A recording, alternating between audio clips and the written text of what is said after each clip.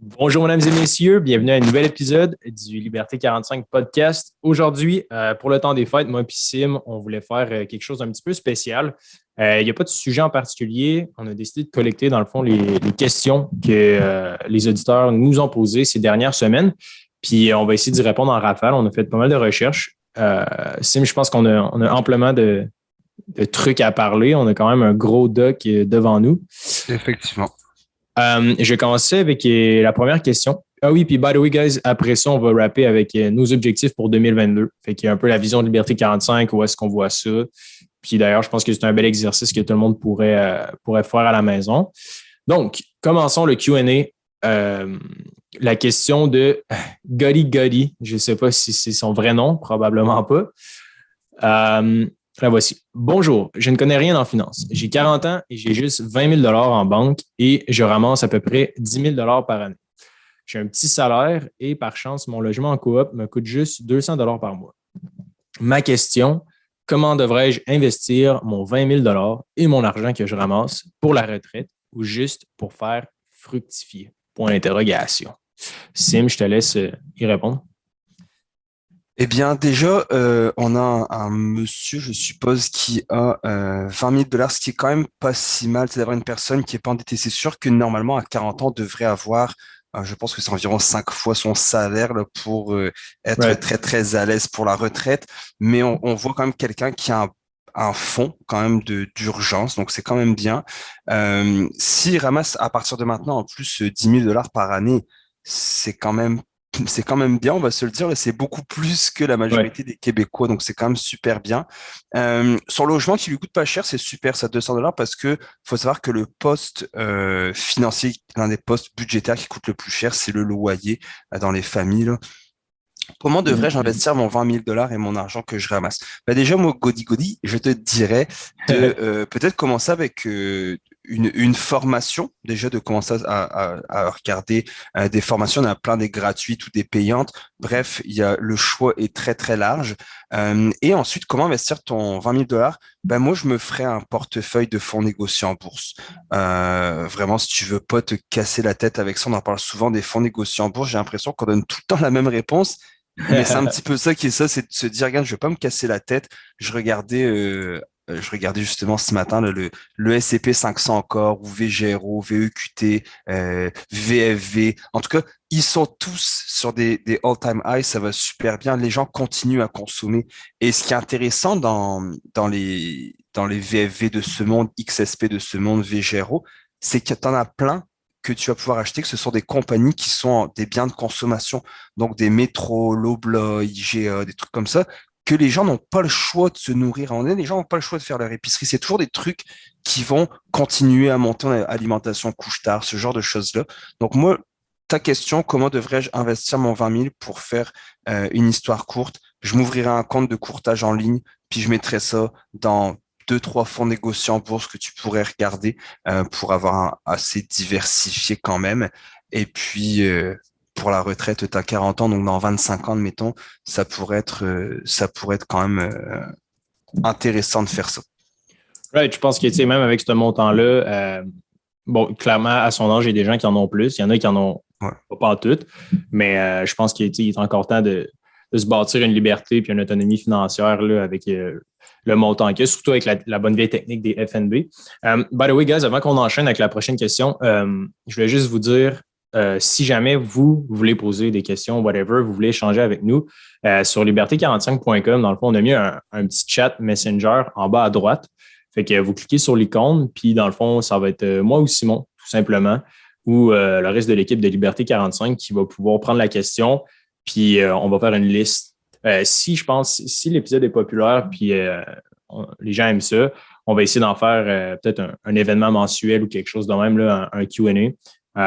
Moi puis Sim, on aime beaucoup ça, là, pouvoir aider le plus grand nombre de gens. Fait que c'est le fun d'entendre des questions puis avoir votre opinion puis du feedback sur le podcast. Fait que je voulais remercier tout le monde là, de communiquer avec nous. C'est vraiment apprécié. Sim, tu voulais-tu enchaîner avec la prochaine question, me la Ouais, poser?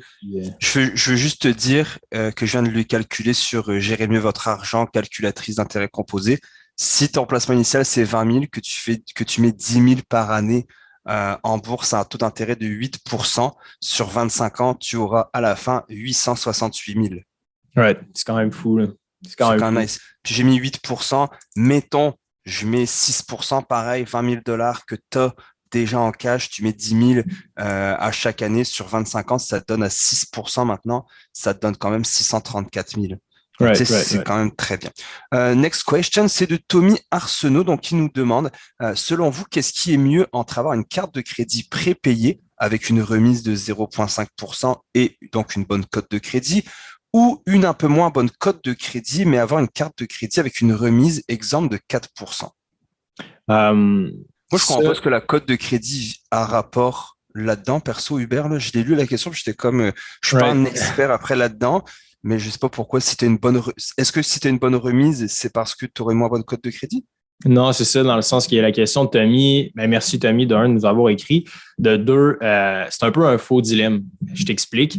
C'est que dans le fond, ça ne veut pas dire que une carte de crédit avec une plus grande remise sur, admettons, tes achats à l'épicerie, etc., il n'y a aucune corrélation entre tu vas avoir une mauvaise cote de crédit. Tu sais. On avait fait un guide dans nos recherches là, à propos des erreurs courantes pour faire baisser ta cote de crédit qui, by the way, guys, pour ceux et ceux qui nous écoutent, allez sur le site web d'Equifax, vous allez pouvoir voir votre cote en direct.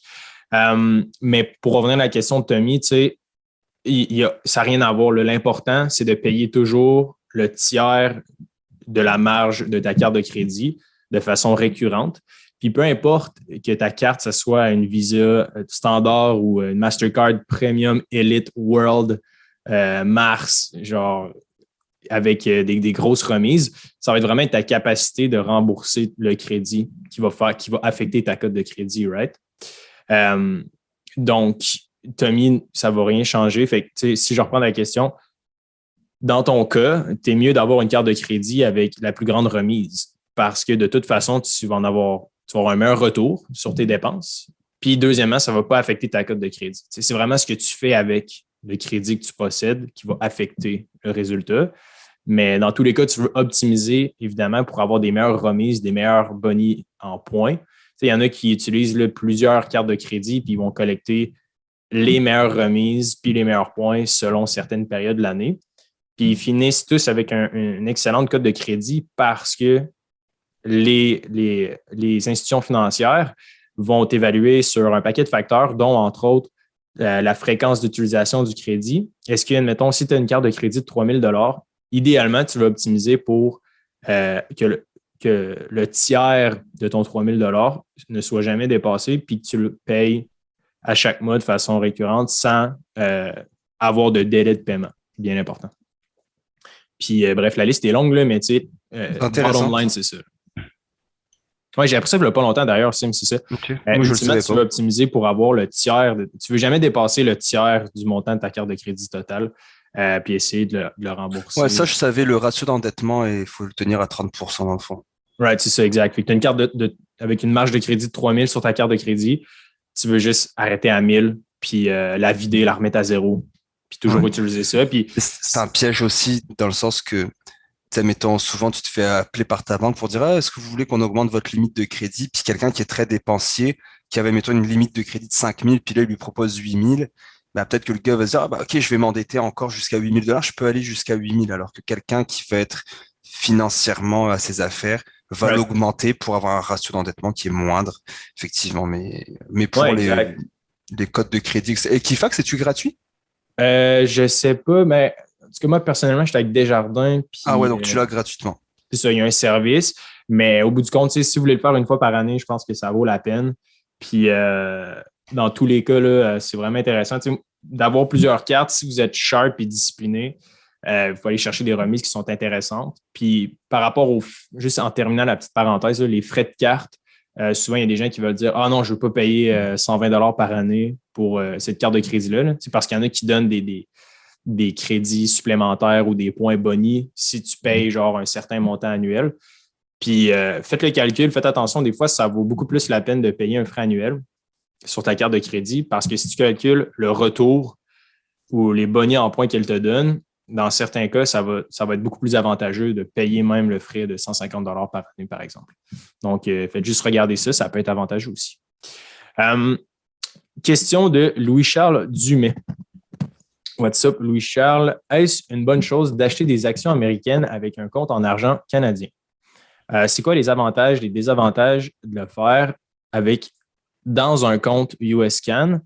Et un petit peu la question est drôlement posée. C'est quoi les avantages et les désavantages de le faire dans un compte US-Can, compte comptant ou CELI? Bref, comment gérer vos actions sur les bourses américaines, Sim? Ben, la majorité des gens vont quand même toujours acheter des fonds négociés en bourse. Donc, le but d'un fonds négocié en bourse, c'est de l'acheter en canadien, puisque comme ça, tu touches tes dividendes en canadien qui ne sont pas imposés.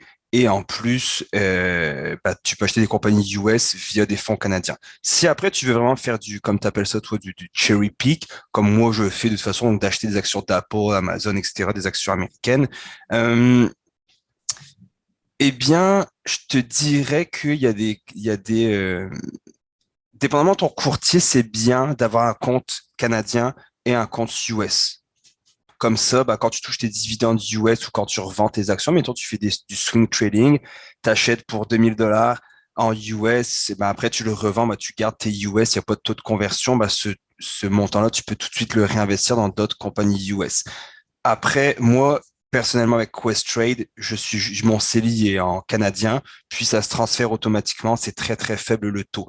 Par contre, il y a des autres courtiers, des autres banques qui te chargent un très, très gros frais de change dans le fond de canadien à US. Donc, quand c'est comme ça, là, t'es mieux d'avoir un compte US et un compte canadien. Un peu, Ouais. c'est la réponse facile, je te dirais.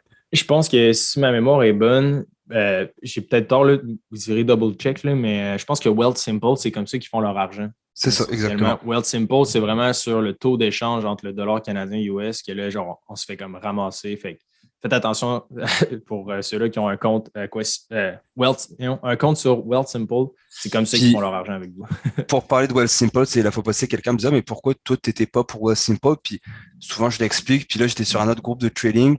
Puis le gars, il écrivait, c'est bizarre, je viens d'acheter des actions, je pense que c'était genre 1,48, c'est le prix qui était affiché. Puis le montant de ma transaction est passé à 1,60. Pourquoi?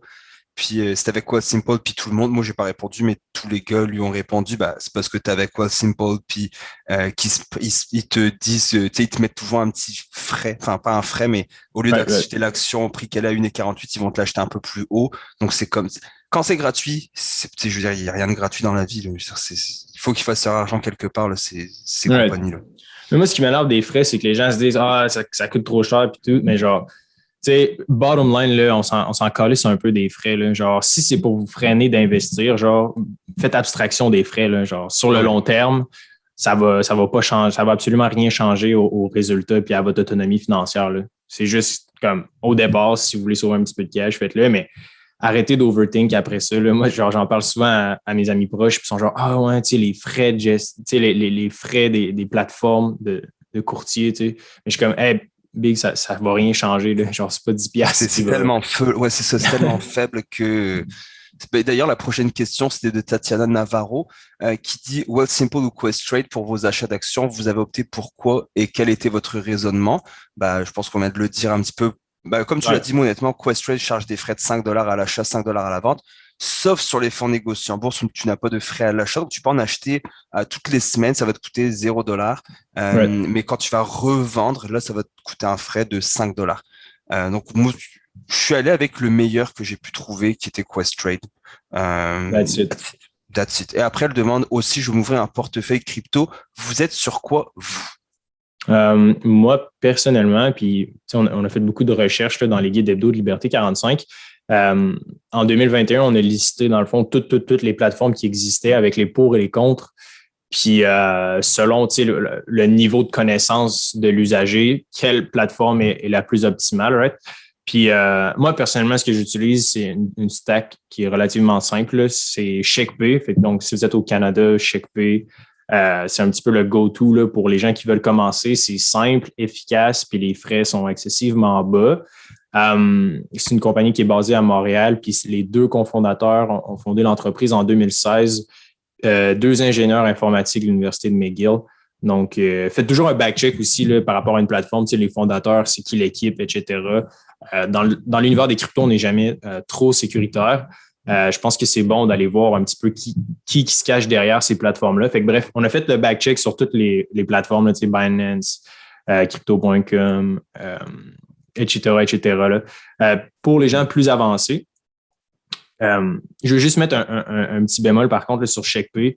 Ce qui est super important, c'est lorsque vous achetez vos cryptos sur ScheckPay, c'est important de le transférer dans un wallet. Un wallet, c'est quoi? C'est essentiellement comme un compte bancaire, mais sécurisé que vous détenez à 100%. Fait que c'est important de ne pas laisser vos cryptos sur les plateformes parce qu'il peut y avoir des intempéries. Si jamais l'entreprise fait faillite, malheureusement, vous risquez de perdre vos cryptos. Tandis que quand vous le transférez dans un portefeuille et qui est un compte bancaire que vous êtes 100% propriétaire, bien, vous risquez aucune perte puis vous n'êtes pas dépendant de l'entreprise, de la plateforme. Il y a plusieurs applications comme ça qui sont gratuites, comme par exemple, moi, j'utilise le wallet sur mon téléphone, Trust, fait que TRUST. Vous allez pouvoir voir, si vous êtes abonné au guide de Liberté 45, là, vous avez accès à comme toutes ces ressources-là. Mais rapidement, pour répondre à sa question, c'est ça. ScheckPay, Trust. Puis sinon, si vous avez des plus gros montants, ben, un hard wallet, évidemment, c'est intéressant. Moi, j'utilise Treasure. Pour ceux-là qui sont sur YouTube, d'ailleurs, je vais vous montrer, là, j'en ai un portefeuille physique avec moi. 2 secondes, Sim, je vais aller le chercher. Sinon, pendant ce temps-là, je voulais savoir, toi, Sim, tu fais quoi avec tes cryptos? Je pense que tu as commencé récemment un petit peu à investir, right? Comment ça se passe de ton côté? Allez, prendre ça pendant que tu t'en vas. Pour moi, de mon côté, mes cryptos, je le faisais avec ScheckPay. Ensuite, je me suis ouvert un compte avec Binance. Et puis, j'achète via P2P. Donc, qui est dans le fond, je fais un virement Interac à quelqu'un qui m'envoie des bitcoins, puis ça reste sur Binance. Donc, et tu fais ça old school? Ouais, c'est pas bon?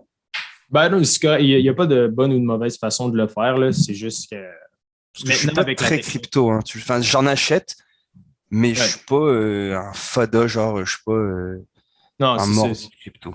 Moi, c'est ça, j'ai commencé en 2018. Puis, j'ai déjà perdu des cryptos. Mais là, j'essaie vraiment. Ouais, c'est ça. J'essaie d'être vraiment plus sécuritaire avec ça. Puis de faire un maximum de recherche là, pour aider les gens qui veulent peut-être essayer, mettre un petit montant, voir ce que ça peut faire. Bref, fait que pour les gens qui sont sur YouTube, il faut qu'il y ait le background en arrière, là, mais c'est ça, un hard wallet essentiellement. Donc, ça a l'air d'une clé USB blanche. Celle-là, c'est Treasure. Il y en existe 2. Il y a les Treasure ou les Ledger.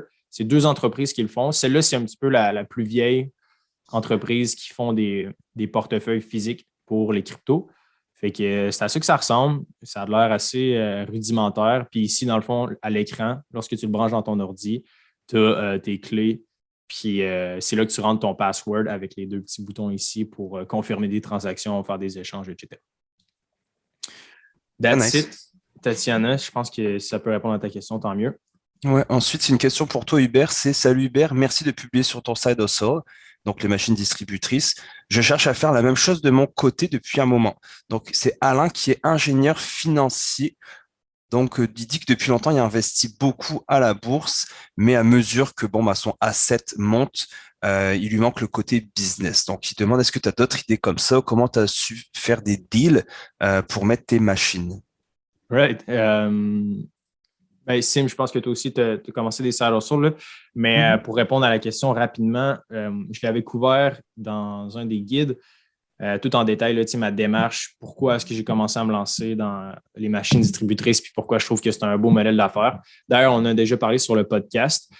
Pour les gens qui nous ont rejoints récemment, allez faire un petit retour en arrière. Là, je pense, 5 ou 6 épisodes. On parlait justement des side hustles, puis où est-ce qu'on était rendu, moi puis Simon. Mais sinon, bref, c'est ça. Fait que j'ai 10 machines distributrices. On essaie d'en avoir 20 maintenant. Puis là, on est à la recherche de notre premier employé. On a à peu près 20 000 de revenus. Puis les marges sont genre de 50%. Fait que bref, c'est un beau petit side hustle. Je trouve ça cool parce que c'est vraiment basé sur les recherches de nos guides hebdo qui sont disponibles aux membres. Puis pour répondre à la question, Alain, comment tu fais pour trouver des idées de side hustle? Ben, faut que tu fasses une fuck tonne de recherches. Genre, faut que tu analyses les marchés, faut que tu aies un petit peu une vision macro puis macroéconomique puis microéconomique, dans le sens que il faut que tu sois en mesure de peinturer le bigger picture. Fait que, moi, à l'époque, quand j'ai fait ma transaction des 10 machines distributrices, c'était en période de COVID où il y avait beaucoup, beaucoup de restrictions, personne dans les rues. Donc, le réflexe que j'ai eu, j'avais fait une étude de marché, j'ai fait wow, OK, c'est vraiment, ça génère vraiment un beau cash flow parce que, mettons, avec Liberté 45, moi, ce que je fais, c'est vraiment plus un immense projet. Là, on a beaucoup, beaucoup d'envergure. On va peut-être en revenir justement à la fin du podcast pour nos objectifs 2022. Mais bref, j'avais besoin d'un projet qui générait du cash flow, right? Fait qu'admettons, tu mets 1000$, puis tu reviens 2000$ au bout d'un mois. Genre. Puis les machines distributrices, c'est exactement ça que ça fait. Nos marges sont d'environ 50% de profit sur tout ce qu'on achète. Fait que, mettons, si j'achète des wineries à peu près 1$ l'unité, ben, je suis capable de les vendre 2,50$, tout dépendant de l'emplacement des machines distributrices. Bref, fait que je voulais générer du cash flow. Je savais que ce modèle d'affaires-là fonctionnait bien. Puis je savais que les propriétaires des machines distributrices en ce moment, ils étaient dans le struggle, right? Ils ne voyaient pas la lumière au bout du tunnel. Ça faisait plus d'1 an qu'ils étaient dans le rouge. Fait que clairement, tu sais, comme l'a dit bon vieux tonton Warren Buffett, dit toujours, tu sais, quand les gens s'affolent, quand les gens courent dans la rue, c'est le bon moment d'investir. Puis quand les gens sont confiants, c'est là qu'il faut un peu être avare puis ne pas suivre les masses, right? Fait que moi, ce que j'ai fait, c'est que j'ai commencé à chercher, qui sont les propriétaires de machines distributrices. J'en ai contacté quelques-uns. Celui-là, je l'ai trouvé sur genre Facebook Marketplace. Tu sais, genre, juste pour vous dire les opportunités. C'est fou. Les opportunités sont n'importe où, guys, OK? Ouais. Allez juste voir, là, tu sais, des business à vendre, il y en a partout. Faites juste des recherches. Cassez-vous pas la tête, là. Genre, Facebook Marketplace, tu pourrais être surpris de ce que tu trouves là. C'est huge. Puis, tu sais, rentre dans des groupes Facebook, puis demande, tu sais, s'il y a des propriétaires, je suis intéressé à acheter, blablabla. Bla, bla, bla, bla.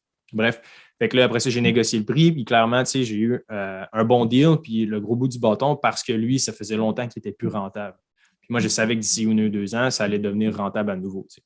Puis j'ai fait le tour des machines avec lui, fait que j'ai pu voir un petit peu si moi, tu sais, c'est important quand tu achètes une business ou quand tu investis dans quelque chose, il faut que tu te dises, all right, pas juste d'un point de vue de cash flow, mais d'un point de vue d'optimisation. Tu sais, est-ce que je peux rentrer là-dedans puis apporter genre un changement? Fait que, moi, j'ai vu qu'admettons, utiliser le côté des machines distributrices comme enseigne publicitaire, ça pouvait amener un revenu supplémentaire.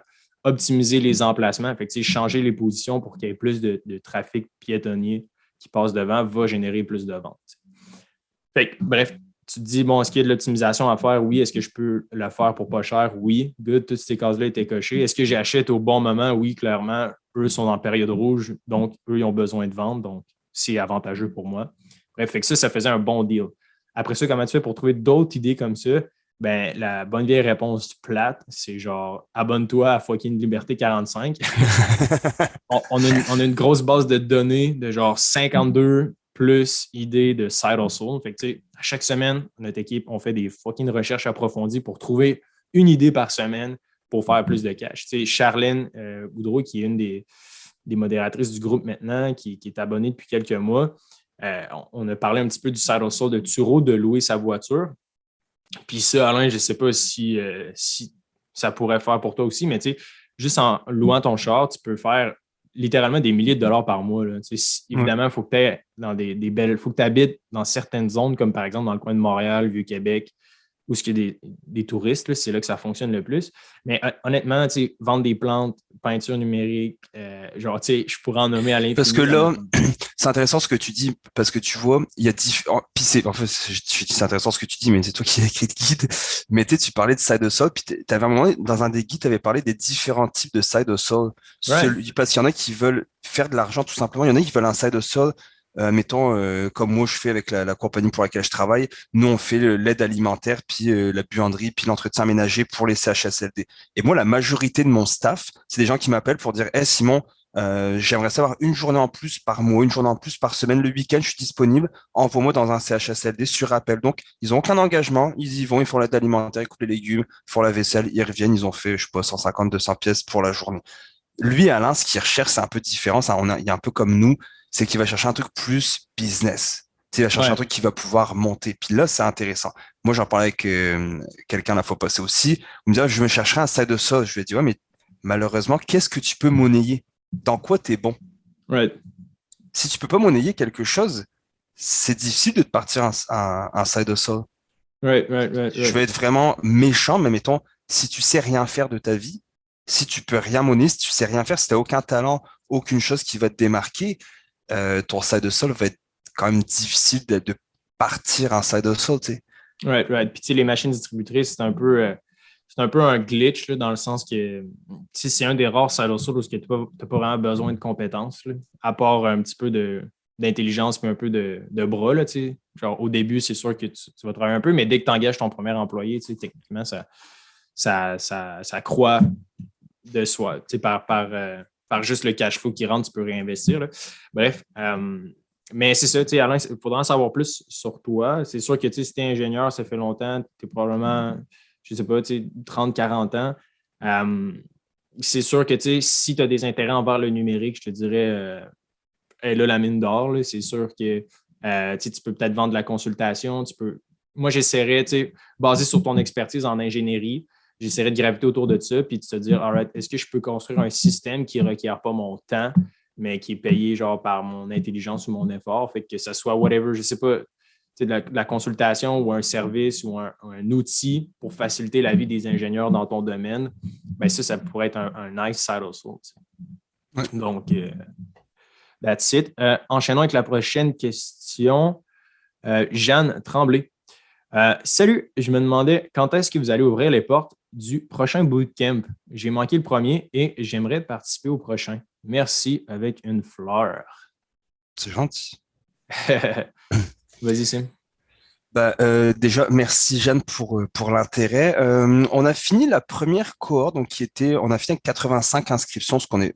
Moi, je suis super, j'en parle à tout le monde, là, je suis super content parce que on en a parlé, mais on n'a pas forcément mis de grosses publicités, etc. Donc, je le rappelle, hein, le bootcamp sur les finances personnelles, c'est une durée de 6h30, je pense, Hubert, 6h, 6h30. On a tout sur l'investissement en bourse, on a une partie sur le Bitcoin et on a une partie sur le budget, comment tu peux gérer ton budget et toute cette formation-là est en vidéo. Donc, on a appelé ça bootcamp, mais pensez pas que vous allez devoir être là à 8 heures du matin avec nous, avec votre café, puis quand on va être 10 sur Zoom. Là, c'est vous qui le faites dans le confort de votre salon, sur votre télé ou votre ordinateur, tranquillement, à votre rythme.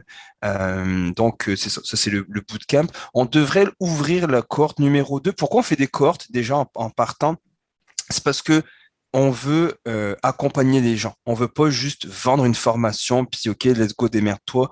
Les gens nous écrivent, on a beaucoup de messages sur Facebook, on a beaucoup de courriels pour dire, hey, il y a un truc là, j'aimerais être sûr d'avoir bien compris ou j'aimerais un petit peu plus d'informations là-dessus. Ben, on va répondre. On est content d'avoir ce genre de truc, d'avoir ce genre de commentaires. Donc, c'est pour ça qu'on veut les faire au fur et à mesure pour pas avoir 500 personnes, puis là, on s'est plus donné de la tête. Donc, première cohorte, c'est fini. On est en train de faire les suivis là, avec le monde. Il y a du monde encore qu'on doit contacter. Et la deuxième cohorte devrait être là donc, dans quelques jours, au début janvier. Et puis, Right. si vous voulez, il y a un formulaire d'inscription. Je ne sais pas si on pourra le mettre en Ouais. lien pour mettre votre adresse courriel. Puis nous, après, on va vous envoyer un petit peu les trucs. On a même des coupons rabais qui sortent, etc. Donc, Right. Comment ça va fonctionner, Sim? C'est ça, ça va être. Il va y avoir une fenêtre d'une semaine pour s'inscrire. Moi et Sim, on doit se parler justement pour céduler la date exacte là, d'ouverture des portes. C'est sûr que ça va être au début de l'année, fait que probablement le 7/14 janvier, quelque chose de même ferait du sens. Mais bref, vous allez avoir un lien dans l'épisode d'aujourd'hui vers le portail du bootcamp. Fait que si jamais ça vous intéresse, whatever, vous voulez jeter un coup d'œil, ben, vous allez pouvoir mettre votre adresse courriel dans la liste d'attente, puis on va vous contacter, moi et Sim, pour la suite des choses. That's it. Question de Marie-Christine. Bonjour, j'aimerais avoir des conseils CELI. Meilleur taux de rendement, c'est où? Banque, FTQ, actions américaines, capital garanti. Je sais qu'on ne peut pas vraiment donner de conseils at large, mais grosso modo, ça ressemble à quoi de votre côté, Sim? bon, bah, déjà, meilleur taux de rendement, c'est où? Ce sera pas avec les banques, ce sera pas forcément non plus avec la FTQ. Je suis avec la FTQ parce que mon employeur me donne un 2,5, moi je mets un 2,5 dans un REER, donc je l'ai pris. Euh, mais les rendements sont pas tip top. Ça Actions tourne autour de américaines, quoi, hein? 7 ou 8%. OK, C'est quand même, correct, quand là. même. C'est pas, C'est quand pas même cette année, cool. là. Après, ouais, Parce ouais, que, tu sais, ouais. le fait que. C'est quoi, dans le fond, c'est que ton employeur, il remet un 2,5 dans le C'est fond, ça. on C'est top. un REER à contribution partagée. Donc, moi, je mets Nice. 2,5% de mon salaire et lui, il accote aussi ce que je mets. Donc, c'est quand même intéressant là. C'est par année. Ouais, exact. Fait que, Mais en tu sais, fait, à chaque clairement, paye, moi, je mets 2,5.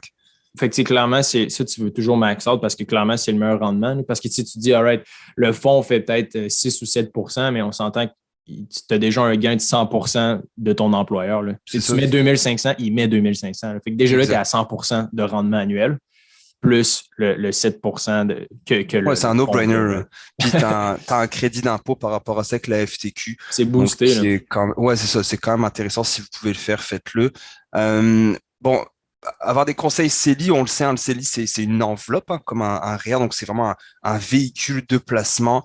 Euh, je vais reprendre ce qu'un grand sage a dit. C'est toujours le même sage que d'habitude, s'appelle Hubert. Et Hubert, il dit que ton pire ennemi, c'est toi. Lol. Et c'est vrai. Non, mais les meilleurs rendements, est-ce que, je parlais de ça à Noël justement dans ma famille, est-ce que tu achètes des actions puis à la moindre baisse, tu vas les vendre parce que tu capotes? Bah, va avec ta banque parce que si tu fais ça, c'est sûr que ton rendement va être pourri. Si tu es avec Ouais. ta banque, tu vas pas tout le temps avoir accès à ça, tu vas pas pouvoir sortir tes actions. Donc automatiquement, ton rendement va être mieux que si toi tu vends à chaque fois parce que tu as une petite baisse de 2-3%. Euh, Yes. voilà, je sais qu'on peut pas donner vraiment de conseils, c'est ce qu'elle dit. Ah, ça ressemble à quoi de votre côté? Écoute, on va le dire encore. Moi, ça dépend des investissements. Je pense que de commencer petit à petit, dans des fonds négociés en bourse, d'avoir, c'est ce que je dis dans ma formation dans le bootcamp, c'est que je bois pas d'alcool, mais que avant de te caler des shooters, c'était mieux d'avoir un petit fonds, de manger un petit truc. Bah, c'est un petit peu la même chose en bourse. Pour moi, je me suis toujours dit, construis-toi, bâtis-toi un fonds avec un 15, 20, 30, 50 000, je sais pas c'est quoi votre chiffre, avec des fonds négociés en bourse. Juste des trucs que tu sais, t'es ultra sécure, c'est plein de compagnies ensemble, c'est diversifié. Puis une fois que tu as ton 30, 40, 50 000, ben là, tu pourrais dire, OK, je garde ce fonds-là, toujours qui va rouler, me rapporter des dividendes, me rapporter du rendement. Puis là, je vais commencer à cherry pick de temps en temps un petit stock que j'aime. Mettons, moi, j'adore Apple. Ben, je vais acheter pour $2 000 d'Apple. Puis après, Ouais. bah, je sais pas, j'aime whatever Tesla, par exemple, je vais acheter des actions de Tesla. Mais d'avoir un bon fonds qui va rouler, puis ce fonds-là aussi, en achetant ces fonds négociés en bourse, tu vas finir par t'intéresser à la bourse, tu vas finir par connaître mieux ça, tu vas finir par connaître les marchés et tes investissements vont être de meilleure qualité.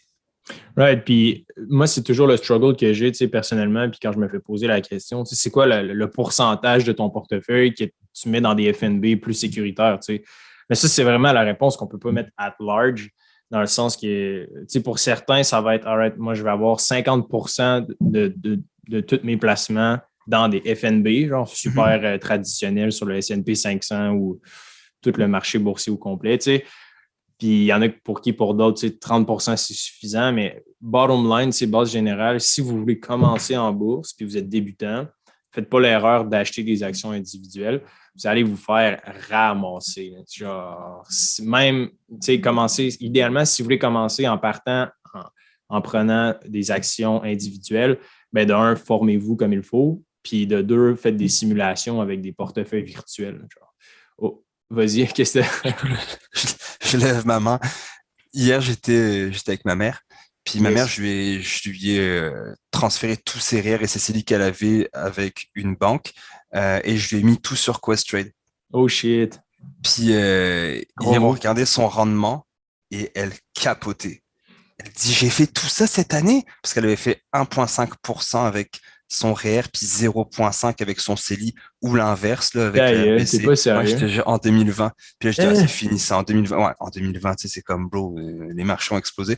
Donc, j'ai dit, garde, je vais trouver un compte Questrade. J'ai investi dans XFN, XSP et VGRO. Elle a 3 fonds négociés en bourse, that's it. Puis, j'ai regardé le marché, puis j'ai en parlé avec ma blonde. Puis ma blonde, elle a plusieurs fonds négociés en bourse, elle est beaucoup plus Right, right. diversifiée. Elle a Kao, elle a une compagnie, elle a Banque Nova Scotia. Puis ma mère, elle a fait plus de rendement avec ses 3 fonds négociés en bourse que ma blonde qui est un peu plus diversifiée. Right, man, c'est ça qui est drôle dans les marchés boursiers. Ce que je me rends compte, c'est que tu sais, mettons, dans la vie en général, c'est bon, OK, plus tu travailles fort, plus tu as de chances de réussir puis d'augmenter tes revenus. Mais dans le marché boursier, comme à une certaine limite de connaissance, là, genre la façon la plus simple et souvent la façon la plus facile d'avoir des gros gains, genre des bons gains à long terme. Puis le fucking FNB, genre vraiment simple, pas trop compliqué, va la plupart du temps, statistiquement parlant, va battre la plupart des stock pickers ou des gens qui essaient de vraiment battre le marché, là, comme dirait le bon vieux dicton. Mais c'est fou, Sim, man, ce que tu as fait quand même. Genre, elle va capoter, là. C'est pour ça que j'y crois à ce que je fais. Je l'ai fait pour ma mère qui a 57 ans. Si je croyais pas à la bourse, j'aurais pas fait ce genre de move-là. Right. Malade. En tout cas, tu m'en reparleras, man, dans une couple de podcasts, voir elle est rendue à combien de rendement comparativement à son placement avec. En un an, elle a fait 20% à peu près. Wow. Comparativement à 0 ou genre 1. Ouais, elle avait 1,5 puis 0,5. Puis elle a rien fait. Là. C'est moi qui lui dis, elle me dit, oh, Simon, j'ai transféré de l'argent. Je vais sur son compte, je lui achète les trucs. Puis c'est fini là. Puis quand je lui ai montré ça hier, elle était comme, ah, mais tu sais, Simon, je suis gêné, j'espère que ça te prend pas trop de temps. Je dis, maman, ça m'a pris littéralement cette année, genre 10 minutes. Ouais, c'est calme. Question de Sophie. Salut Sophie. Bon, voici sa question. Je sais que vous parlez des FNB dans vos bulletins, mais je ne vous ai pas vu aborder les portefeuilles de FNB. Et je me demandais votre avis là-dessus. Quand j'ai commencé à m'intéresser à mes placements, c'est ce qui m'a paru le plus simple pour quelqu'un qui veut éviter les frais au maximum tout en bénéficiant d'une grande diversité de placements. Je me demandais toutefois si vous y voyez des inconvénients. Sim, je vais te couper la parole tout de suite. Sophie, j'ai fait beaucoup de recherches sur cette question-là parce que ça m'intriguait beaucoup. Je me demandais, un portefeuille de FNB versus un FNB, pour les gens qui ne connaissent pas la différence, c'est essentiellement un amalgame de FNB. Ça s'appelle un portefeuille de FNB que tu peux acheter, comme par exemple, il y a iShare Core Income, il y a TD One Click Conservative, TD One Click AGGR. Puis, tu sais, les symboles, là, pour les gens qui veulent aller voir, ça ressemble à quoi un portefeuille de FNB? Il y a XINC, il y a TOC, TOCC, TOCA, TOCA, puis XEQT. Puis, j'ai fait la simulation. Je suis allé voir pendant cette dernière année, tu sais, lequel a été le plus rentable entre les 4 portefeuilles de FNB que je vous ai mentionnés précédemment, puis le bon vieux FNB Vanguard Total Stock, qui est dans le fond juste un FNB de l'équité totale du marché boursier américain, okay, VTI. Puis depuis un an, fait que mettons de 2020 à 2021, le FNB Vanguard Total Stock est à 37,30% de rendement annuel. Puis les autres portefeuilles de FNB, le plus élevé que j'ai trouvé en termes de rendement, c'est 27,1%. Évidemment, ça, c'est des gains de 1 an, donc ça ne porte peut-être pas parole à comme les dernières années, mais rapidement, Sim, je ne sais pas si ton TradingView est ouvert, oui. Mais dans le doc, là, dans le fond, qu'on voit, tu as les 5 symboles. Je serais curieux de voir juste la comparaison entre XEQT et VTI sur 5-10 ans. Ça ressemble à quoi? Mais bottom line, ce que je pense qui s'avère vrai la majorité du temps, c'est qu'un FNB est déjà très diversifié puis les frais de gestion sont déjà excessivement bas. Tandis que, Sophie, la question qu'elle avait posée, c'était, elle dit qu'elle veut éviter au maximum les frais. Puis, les portefeuilles de FNB ont des frais de gestion d'environ 0,2%, tandis que, mettons, juste un FNB traditionnel, c'est 0,03% ou 0,08% ou 0,1%, tout dépendant du secteur. Puis, by the way, une banque, en général, c'est 2%. Une banque, c'est comme pour un conseiller financier, ce qui peut être intéressant pour vous, comme le dit Simon précédemment, mais c'est 2%, l'autre, c'est 0,2%, puis 0,02%, 0,03% pour un FNB. Bref, c'est plus cheap d'acheter juste un FNB, puis elle dit qu'elle veut diversifier au maximum. Mais c'est juste avec le nom là, du FNB que j'ai nommé. Tu peux acheter un FNB qui suit le mouvement du marché boursier américain entier. Genre. Tu ne peux pas être plus diversifié que ça. Là. Tu bêtes littéralement, en achetant VTI, là, tu bêtes littéralement juste sur l'économie américaine. Là. Genre, tu as tous les secteurs. Là. Il est taxé majoritairement en tech, mais après ça, tu as tous les biens de consommation, finance, healthcare. Tu as genre toutes les industries. Là. Fait déjà là, tu es assez diversifié. Puis le point que j'essaie de faire comprendre, puis je pense qu'il est vrai, Sim, tu me corrigeras si tu n'es pas d'accord, c'est qu'avec un FNB, le bon FNB, tu es déjà amplement diversifié et tu n'as pas besoin nécessairement d'acheter un portefeuille de FNB parce que à un moment donné, c'est bien bon de se diluer, mais ça reste que plus tu te dilues, moins tu augmentes tes risques, moins tu augmentes ton exposition au risque, moins tu as de chances d'avoir des gros rendements. Fait que ça revient à la bonne vieille courbe risque-récompense. Mais clairement, je pense qu'un FNB a fait ses preuves depuis les 20 dernières années. Puis moi, je pense que entre les deux, j'irais pour un FNB du moins. Mais ce n'est pas un conseil financier. Faites vos propres recherches. On ne veut pas se faire mettre en cours. Mais c'est mon opinion. Ah ouais, non, je retourne pas en prison, là. T'as déjà été Je en plaisante. prison aussi. Non, je plaisante. Mais ouais, je suis d'accord avec toi, 100% d'accord avec toi. Rien d'autre à That's rajouter. it. C'est tout pour les questions. Merci, guys, de nous écrire. Comme toujours, là, sur liberté45.com, dans le chat sur Messenger en bas à droite. On est là, vous pouvez nous contacter anytime, ça va nous faire plaisir. Bon, conclusion de l'épisode. Sim, je voulais aborder avec toi les objectifs de 2022.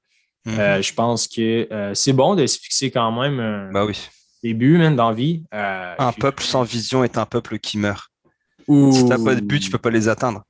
Donc tu t'as rien. Moi, si je le dis souvent, je l'ai fait un TikTok que j'ai mis sur Instagram et tout, là, mais on est à le lancement, on est le 29, mais faites-vous des objectifs. Puis tu sais, les objectifs SMART, tu Right. connais ça avec l'acronyme SMART. Donc SMART, pour ceux qui connaissent pas, c'est super intéressant de se mettre ce genre d'objectifs.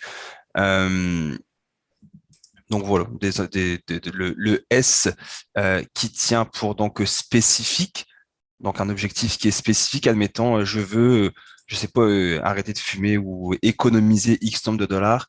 Le M est pour mesurable, donc faut que tu puisses le mesurer. Le A est pour atteignable. Donc ça aussi, c'est important de pouvoir l'atteindre. Le R, c'est réaliste. Tu sais, tu peux pas dire, ah bah moi, l'année prochaine, j'économise pour 300 000 dollars. Mets-toi un truc réaliste, puis le T pour le temps. Donc, il faut que tu te mettes un objectif de temps. Donc, admettons, moi, je veux économiser 50 dollars par semaine jusqu'à décembre 2022, par exemple. Ça peut être ce Right. genre de truc. Puis je peux peut-être t'en dire une vraie de vraie, man. Genre, moi, mettons, je l'ai fait, là. J'en ai ici dans les notes, là, comme tu peux le voir, au bas du doc, là. Tu sais, mettons, un des objectifs SMART que j'aimerais avoir pour 2022, bien évidemment, qu'on obtienne 100 000 de chiffre d'affaires avec Liberté 45.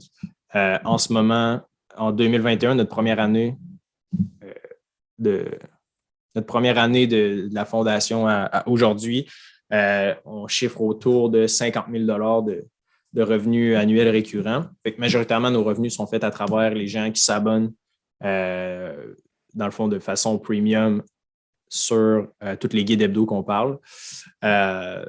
Donc, c'est nice, la communauté grandit rapidement. Puis je pense que 100 000, c'est atteignable. Pourquoi? Parce que, bon, on double le chiffre d'affaires, oui, mais en même temps, ça fait 7 mois à peu près qu'on est actif.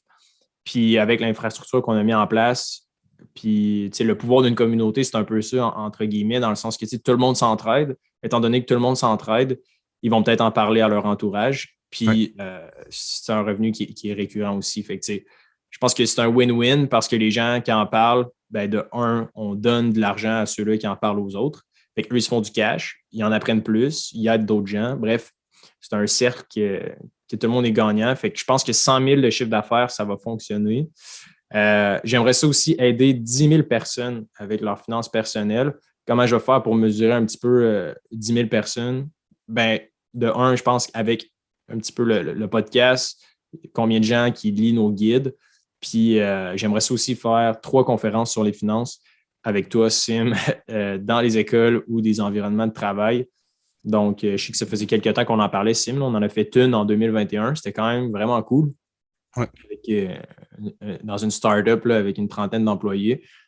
C'était cool, c'était vraiment intéressant, même si au début, c'était un peu de rodage, là, genre, c'était pas notre meilleure performance, mais je pense que clairement, les autres vont être excellentes. Ensuite de ça, ouais, c'est ça, top 30 pour le podcast.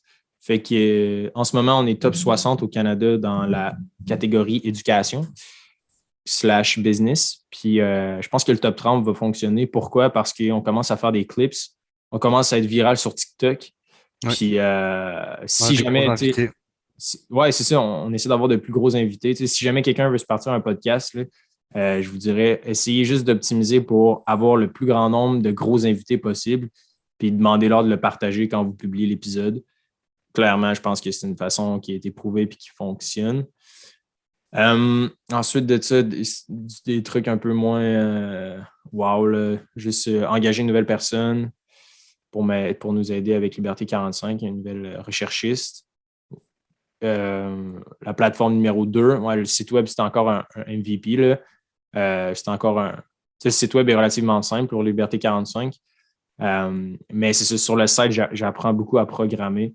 Fait que j'aimerais ça avoir comme une plateforme là, A1. Puis c'est ça, un rendement de plus 15% sur mes placements, ce qui est conservateur. Puis pour le side hustle des machines, passer de 10 à 20 machines distributrices en 2022. Fait que bottom line, je vais doubler pas mal tout.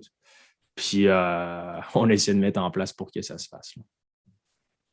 Ouais, T'en c'est très as-tu, bon. toi?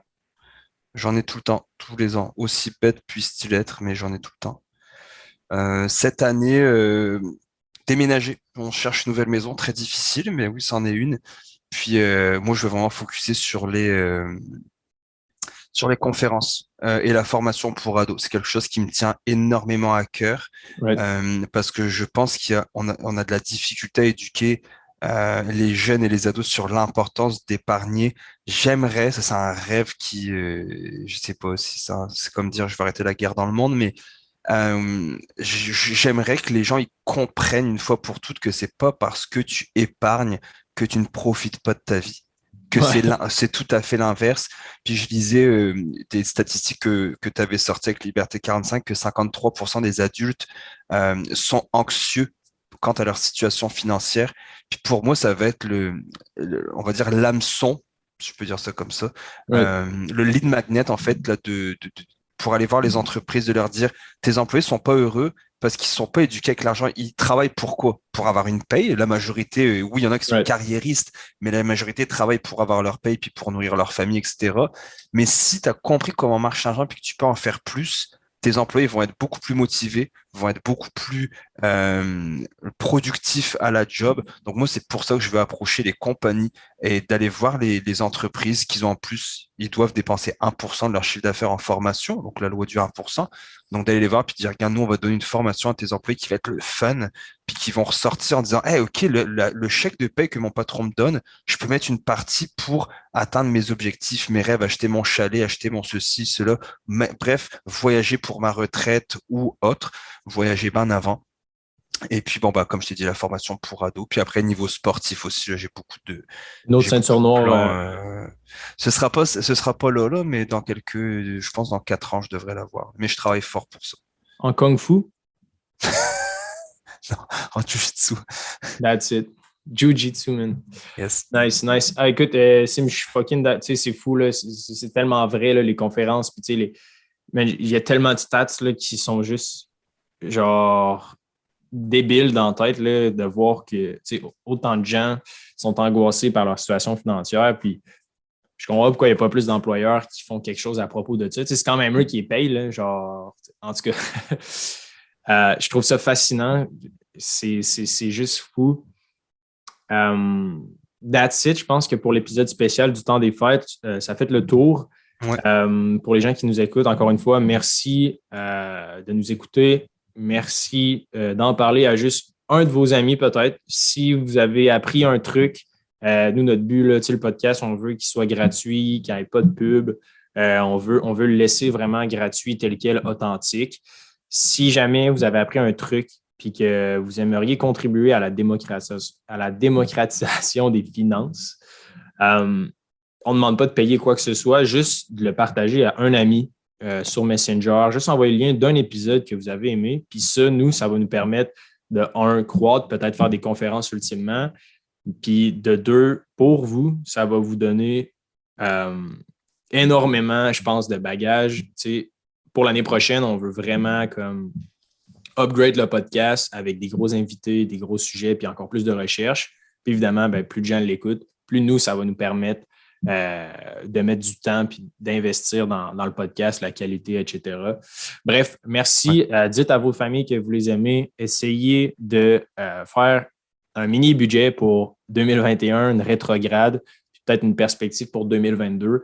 Je pense que ça pourrait être surprenant puis quand même motivant pour certains. Ouais. Ça a été quoi vos bons coups de l'année? Ça a été quoi vos mauvais coups de l'année? Qu'est-ce que vous devez faire pour améliorer? Ça, à un moment donné, puis c'est toi qui le dis très bien que les finances, c'est un peu comme d'aller voir son psychologue, c'est de se regarder dans le miroir puis dire merde. Ou ah ouais, nice, j'ai fait des bons coups, mais faut le faire, ce genre de truc-là. Il faut arracher le plaster, puis faites-vous un budget pour 2022. Tout augmente. Regardez combien vous pouvez économiser, regardez combien vous pouvez investir, puis commencez petit, pas besoin de commencer avec des milliers de dollars. Là. Donc, voilà. Bon, that's it, guys. Je dois y aller. On se dit à mercredi ou jeudi prochain. Ciao. Yes.